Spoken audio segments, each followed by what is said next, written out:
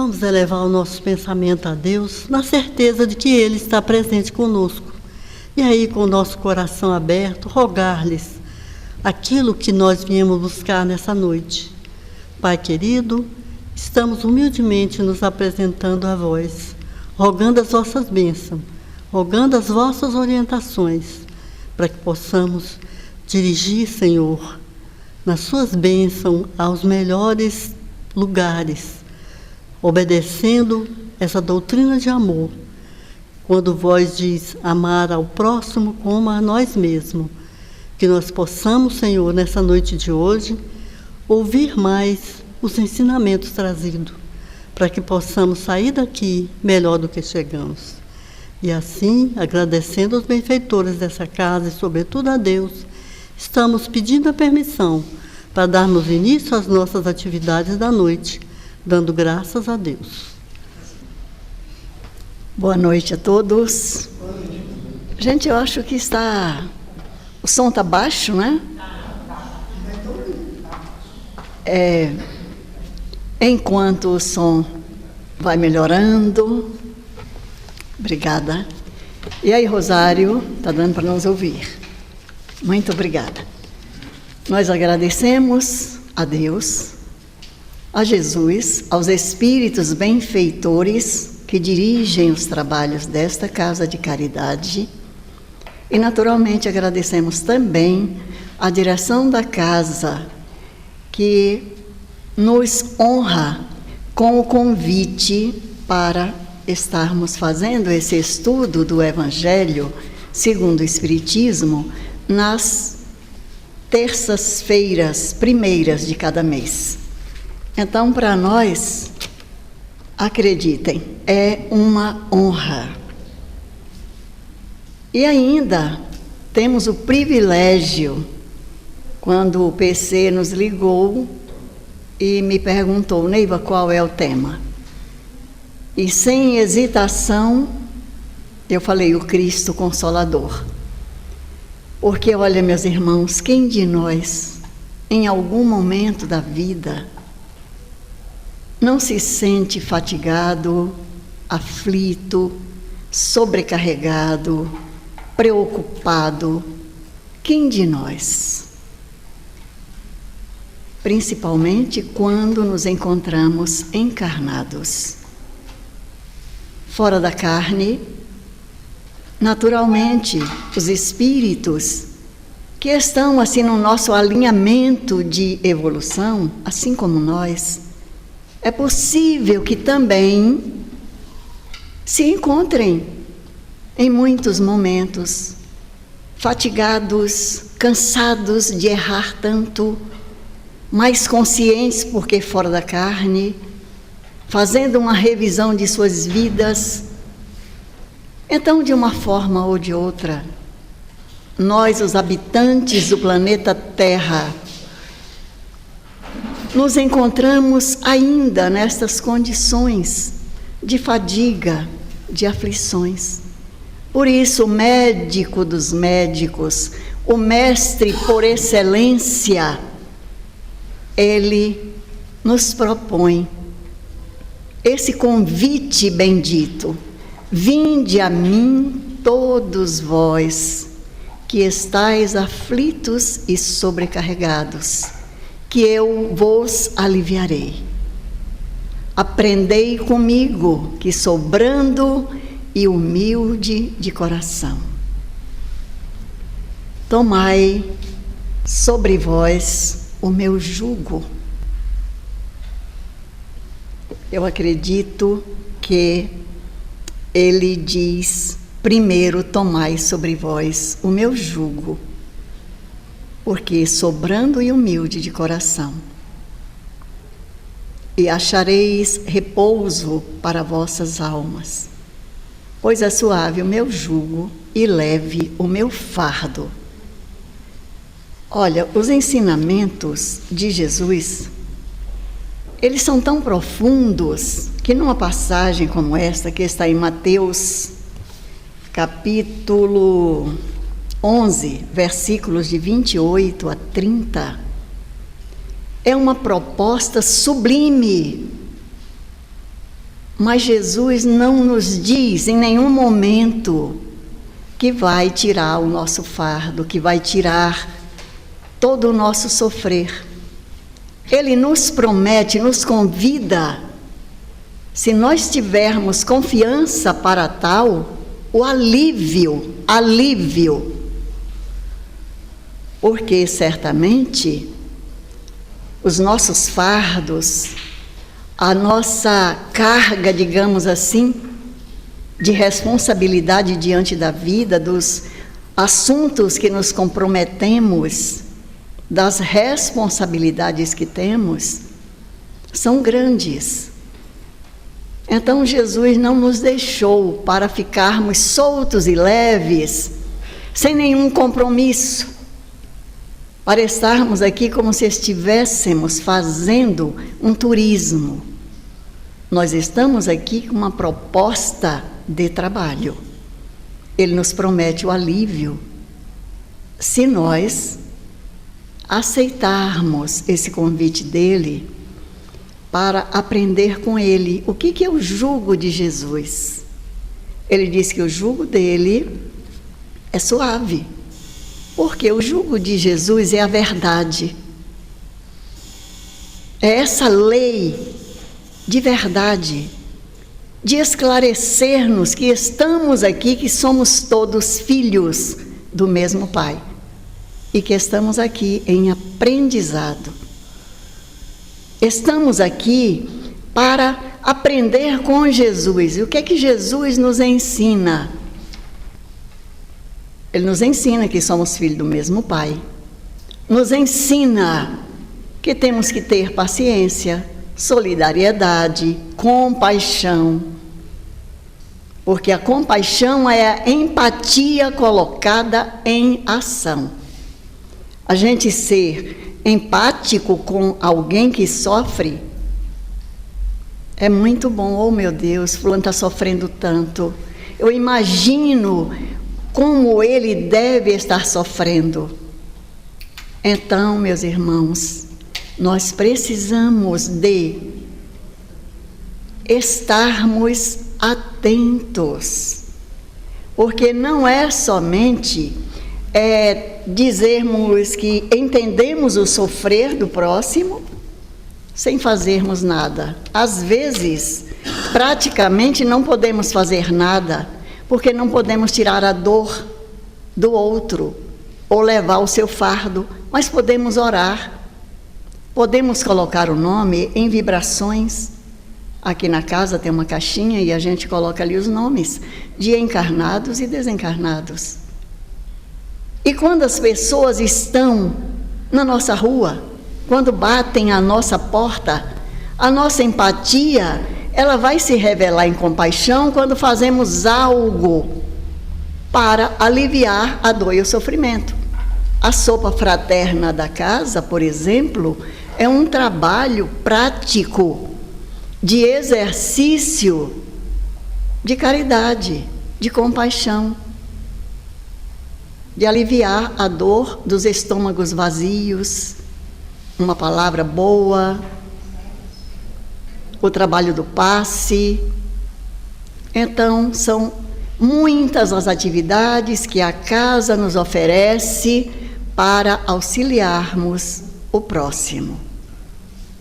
E quando não podemos fazer nada, a gente ainda pode fazer muito, vibrarmos positivamente, através das orações, através das preces, pedindo a intercessão dos benfeitores amigos em benefício, porque pedimos o tempo inteiro em benefício de nós mesmos. Por quê? Porque nós temos esses conhecimentos aqui, essa promessa de Jesus. E esse falar de Jesus, ele escolheu 12 para estar com ele, para aprender com ele. Mas Jesus conhecia cada um como nos conhece, cada um de nós. E conhecia aqueles discípulos, aqueles apóstolos, aqueles que conviveram com ele, sabendo das suas dificuldades íntimas e sabendo também das virtudes que cada um possuía, mas ainda estavam muito verdes, e os seus discípulos não o compreenderam. Não tenhamos a ilusão de que os 12 compreenderam Jesus de pronto.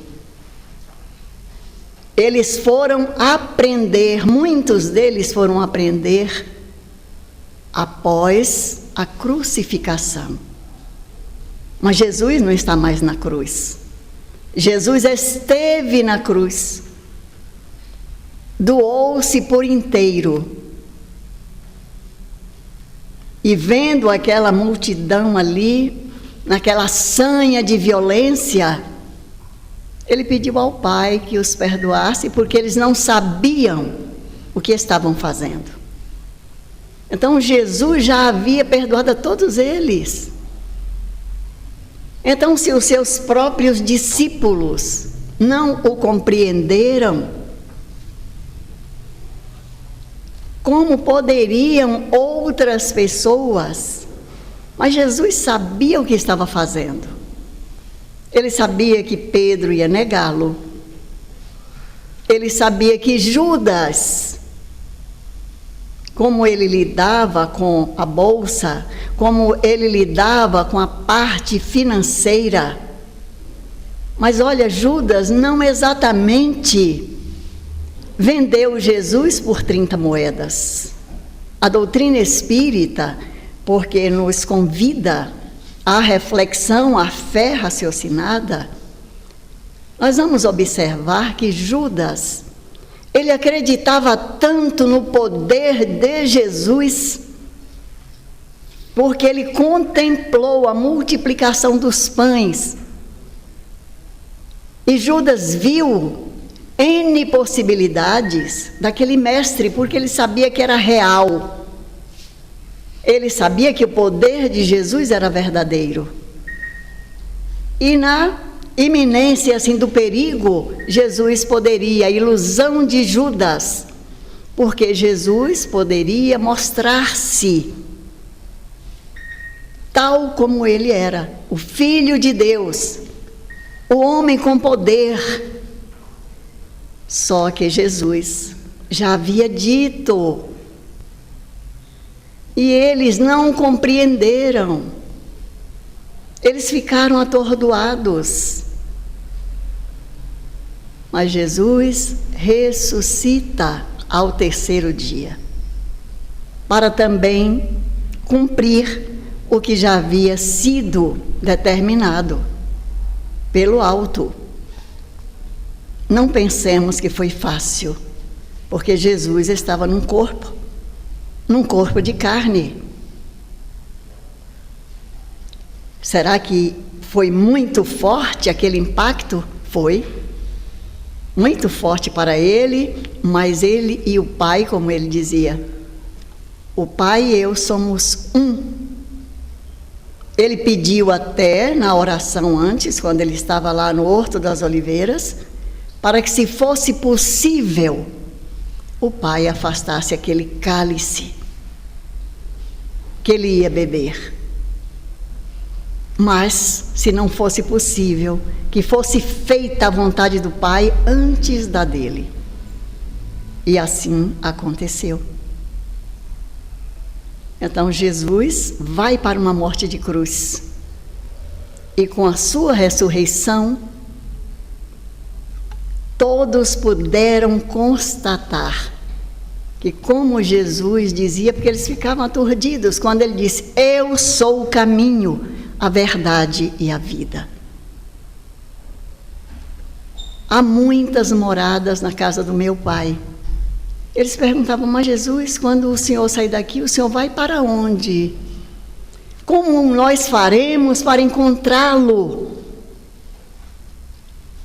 E Jesus ali, com toda a paciência de mestre sublime como ele é, ensinava: quem estiver comigo, quem acreditar de fato, estará comigo. Mas eles ficavam ainda sem entender. Por isso é que Jesus ainda no convívio com eles, ele prometeu que um dia pediria ao Pai. E no capítulo 6 do Evangelho segundo o Espiritismo, o item 2 trata exatamente do Consolador prometido. E o Consolador prometido que Jesus promete é porque ele sabia que a humanidade iria desvirtuar os seus ensinamentos. Mas naquele momento, não havia como Jesus dizer tudo. Porque no encontro dele com Nicodemos, Nicodemos também não compreendeu. E ali os que estavam assistindo aquela entrevista de Jesus, ele viu que aquele doutor da lei havia saído confuso. E eles pediam a Jesus para continuar os ensinamentos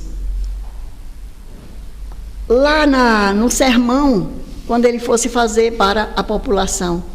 E Jesus dizia, mas olha, um doutor da lei não compreendeu. Quem narra essa continuidade dessa história é exatamente Humberto de Campos, no livro psicografado pelo nosso querido Chico Xavier, A Boa Nova. Então, é ali onde ele estabelece, mas um dia eu pedirei ao Pai, e em meu nome o Pai enviará um outro Consolador, o Espírito Verdade, que o mundo ainda não tem condições de compreender. Então o Espírito Verdade chega para a humanidade terrena no século XIX. É muito tempo que se leva para compreender o Evangelho de Jesus.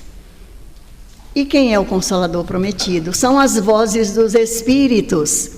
E o capítulo 6 do Evangelho é o único que tem, nas instruções dos Espíritos, instruções do Espírito Verdade, onde Jesus diz, eu sou o grande médico das almas, e vai nos orientando. Mas será que nós espíritas já compreendemos de fato esse Consolador? Porque senão vejamos, parece que para a maioria dentro do movimento espírita, o espiritismo é somente mais uma religião, e não é verdade. O item religioso vem por final, porque está lá na folha de rosto de O Livro dos Espíritos, está lá posto, filosofia espiritualista.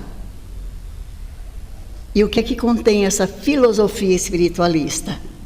Trata da imortalidade da alma, da natureza dos espíritos e suas relações com os homens, com o ser humano aqui na Terra, as leis morais, a vida presente, a vida futura e o porvir da humanidade. Estes comunicados, está lá também posto na folha de rosto, comunicações dos espíritos superiores, reprisando de novo, espíritos superiores, que é essa pleiade de espíritos que Jesus denominou de verdade, Espírito Verdade, com concurso de vários médiuns. Vale destacar que muitos desses médiuns, a grande maioria, mulheres e mulheres jovens. Então, jovens mulheres que recebiam esses comunicados. Recebidos, depois que havia o contato espiritual, Kardec recebeu estas comunicações e coordenou todas estas comunicados, essas comunicações espirituais foram coordenados por Allan Kardec. Então, meus irmãos, nós vamos observar, será que nós espíritas já compreendemos direitinho isso aqui? Porque é muita coisa. Será que nós já temos consciência absoluta de que nós somos seres imortais? Que estamos temporariamente habitando um corpo de carne, mas em essência não somos a matéria, não somos este corpo. Nós somos espíritos. Viemos do mundo espiritual e, naturalmente, após deixar essa roupa de carne por aqui, nós retornaremos ao mundo dos espíritos. Será que vale a pena nós continuarmos nestas viagens que nós fazemos por aqui, acreditando algumas vezes, desacreditando no outro momento, apoiando alguma ideia que a gente leu aqui na doutrina espírita? Eu discordo disso, eu não concordo com isso, como se o nosso parecer fosse fazer diferença. Meus irmãos, nós temos que compreender que, como espíritos, e espíritos nesta romagem terrena, tendo a oportunidade de conhecer o Evangelho de Jesus, através dessas luzes espirituais, que vai descortinar um campo muito maior. Será que de fato nós já estamos vivenciando o Evangelho de Jesus? Será que de fato nós estamos aceitando essa filosofia, essa ciência que é passível e possível de um comunicado ir atrás e ver se é real ou não? A não ser quando são dos espíritos sofredores, assim, que se apresentam de forma anônima. Mas observemos o nosso irmão Chico Xavier.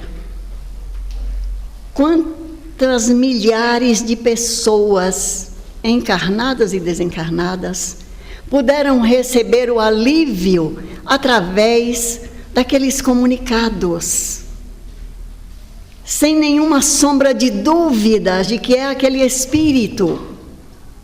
Muitos deles dizendo mãezinha, e a pessoa dizia, mas essa pessoa nunca falou dessa forma. Mas é porque muitas vezes aquele jovem, aquele espírito, era encaminhado pelos parentes que o precederam no mundo espiritual. E muitas vezes era um avô que dizia, meu filho, usa de brandura. Mas sempre tinha algo que era a identidade daquele espírito. Era alguma coisa, algum comunicado que somente aquela mãe, aquele pai, aquela pessoa a quem aquela carta era dirigida, sabia, porque nem toda a família sabia. Então, isso é ensinamento de Jesus, isso é um trabalhador fiel ao Evangelho do Cristo. Porque Kardec, estudando sob a orientação dos espíritos superiores, a espiritualidade maior diz que todos nós, em maior ou menor grau, sentimos a presença dos espíritos. E por esse fato é que Kardec faz uma abrangência muito grande. Por esse fato, todos somos médiuns. Mas aqueles que têm essa presença espiritual mais próxima e pode captar algum recado, é esses que nós dizemos, esse é médium. Mas todos nós somos. Então valorizemos mais as nossas intuições, os recados, os aconselhamentos. Muitas vezes a espiritualidade amiga nos envia recados através de uma criança, através do nosso neto, da netinha, que do nada diz-nos uma frase, uma palavra, uma recomendação. Às vezes uma pessoa que a gente nunca viu, às vezes uma outra pessoa na casa espírita ou fora dela, mas todos nós somos médiuns. E como espíritas, meus irmãos, não temos mais o direito de rivalizar uns com os outros. A leitura da conduta espírita que a nossa irmã Nilda fez aqui no início são ensinamentos bem generalizados, recados sublimes. Não nos achemos donos de nada, mas nos coloquemos à disposição do bem, da luz, do amor. Cuidemos de apaziguar o ambiente, porque num trabalho mediúnico, bem como numa reunião, na casa espírita, ou uma reunião fora dela, nós não vamos ser espíritas somente aqui, na hora da mediunidade. A hora da mediunidade são 24 horas. Eu estou colocando na hora da mediunidade entre aspas, quando nos reunimos para os trabalhos mediúnicos. Somos médiuns todo o tempo. E uma conversa inadequada atrapalha, afasta de nós aquela presença luminosa que poderia estar nos orientando. Mas não é porque eles não querem se aproximar, é porque nós próprios colocamos uma barreira. Nós saímos da sintonia. Mediunidade é sintonia. Na última vez que aqui estivemos, dissemos, repetindo André Luiz através de Chico Xavier, a mente é a base de todo fenômeno mediúnico. Então estejamos com a nossa mente em paz e procuremos de fato ser espíritas, sem negar, sem trair, mas procurando nos esforçar de alma, de espírito, para sermos de fato aquele fiel trabalhador. E para nós encerrarmos, de Maria Dolores, através da mediunidade sublime de Chico Xavier, numa conversa com Jesus, é a última estrofe que nós colocamos aqui. É por isso, Jesus, que nós te suplicamos, não nos deixe seguir-te o passo em vão. Que o prazer do conforto não nos vença. Livra-nos de tombar no pó da indiferença. Ainda que a provação nos seja amparo e guia, toma e guarda em serviço o nosso coração. Muita paz, muita luz e gratidão aos irmãos encarnados e desencarnados. Meus irmãos, vamos mentalizar Jesus, prometer a Ele que tudo que nós ouvimos hoje nós vamos praticar.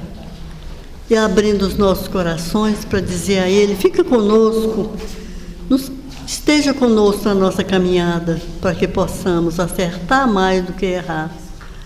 Nos abençoe, Senhor, que possamos sair daqui levando para os nossos lares as melhores energias. Nos abençoe hoje e sempre. E aí, Senhor Jesus, os benfeitores espirituais dessa casa, sobretudo a Deus, rogamos a permissão para encerrar as nossas atividades nesse primeiro momento, dando graças a Deus.